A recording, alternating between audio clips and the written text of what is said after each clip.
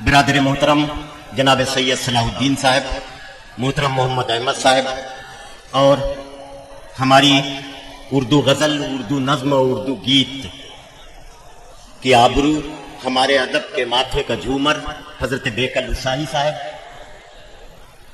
मोहतरम सलाह भाई, वकील साहब,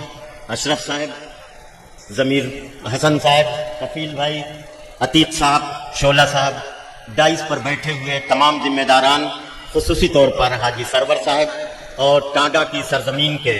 मुअज़्ज़िज़ हाज़रीन। गमे हस्ती का असद किससे हो जुज़ मर्ग इलाज, गमे हस्ती का असद किससे हो जुज़ मर्ग इलाज, शम्मा हर रंग में जलती है सहर होने तक। आज जो शमा जलाई गई है, ये शमा सिर्फ इस मुशायरे की शमा नहीं है, ये एक तहजीब की शमा है, एक तमद्दुन की शमा है, अदब की एक तारीख की शमा है, इंसानी जिंदगी के मसाइल और मसाइब की शमा है। ये शमा सुबह तक जलती रहेगी और इसके मुख्तलिफ रंग जो होंगे वो जिंदगी के रंग हुआ करेंगे। आज का ये मुशायरा जो मौलाना हुसैन अहमद मदनी, हयात मोहम्मद साहब, मरहूम हकीम अब्दुल जलील साहब, महमूद इलाही साहब, शबनम सुबहानी साहब की सरजमीन पर मुनक़िद है, मैं आप सब लोगों को सलाम करता हूँ कि आपकी धरती ने ऐसी ऐसी अजीम शख्सियतों को जन्म दिया। मुशायरा दो खानदानों के इत्तेहाद से हो रहा है, ये बहुत बड़ी बात है। ये दौर ऐसा है कि दो लोगों का इत्तेहाद नहीं बाकी रह पाता, दो खानदानों के इत्तेहाद को कायम रखना, वो भी नस्लन बाद नस्लन, ये बहुत बड़ा कारनामा है। मैं इन दोनों खानदानों की अजमत, शराफत, तहम्मुल और बुर्दबारी को सलाम करता हूँ। दोस्तों, जब हयात मोहम्मद साहब और हकीम जलील साहब का कोई जिक्र होता है तो मुझे ये याद आता है कि ये शख्सियतें हमारी तरक्की पसंदाना सोच का एक रोशन मीनारा थी। मुझे किसी मुफक्किर का एक कौल याद आता है, वहीं से मैं अपनी गुफ्तगू शुरू कर रहा हूँ कि दुनिया में कोई कौम, दुनिया में कोई समाज,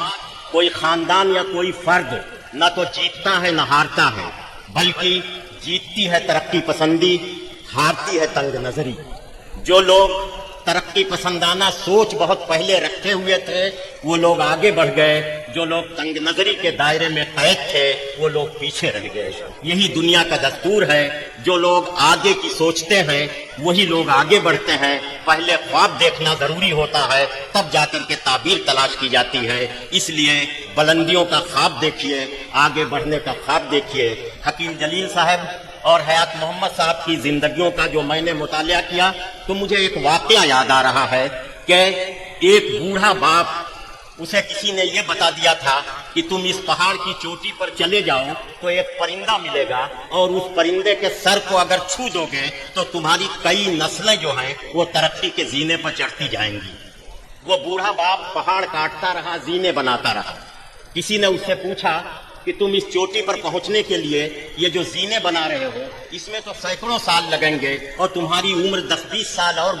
बाकी बची है, तो तुम ये फजूल का काम क्यों कर रहे हो? उस बूढ़े ने क्या जवाब दिया कि मैं इस पहाड़ की चोटी पर पहुंचने के लिए जीना इसलिए बना रहा हूं कि जीना बनाते बनाते मैं तो मर जाऊंगा, लेकिन मेरे बाद की नस्लों को कम जीने बनाने पड़ेंगे। तो ये लोग जो थे ये कौम को सबक दे रहे थे कि अगली नस्लों के लिए, उनकी खुशहाली और तरक्की के लिए एक नस्ल को कुर्बानी देनी पड़ेगी, उसे पहाड़ की चोटी पर पहुंचने के लिए जीना बनाना पड़ेगा। यह अलग बात है कि वो उस बुलंदी पर न पहुंच सका, मगर उसकी नस्लें उस बुलंदी पर पहुंच जाएंगी। आज आप जो बच्चा पैदा हो रहा है, चीज के बाद दुनिया को किस तरह के इल्म और किस तरह की मालूमात की जरूरत होगी, आपको इतना बाशऊर होना पड़ेगा कि आज से 25 साल बाद वाला इल्म आप अपने बच्चे को दिलवाइए, तब जाकर के आपकी नस्ल जो है वो दुनिया को खूबसूरत बनाने की कोशिश करेगी। एक बात मैं आपको यहाँ और बता देना चाहता हूँ, मैं आज मुशायरा कम करूंगा,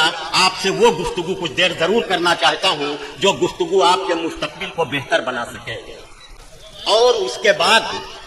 अल्लामा इकबाल की एक नज्म है कि जब हजरत आदम बहुत रोते रहे जन्नत छोड़ देने की वजह से, तो एक गैब से आवाज आती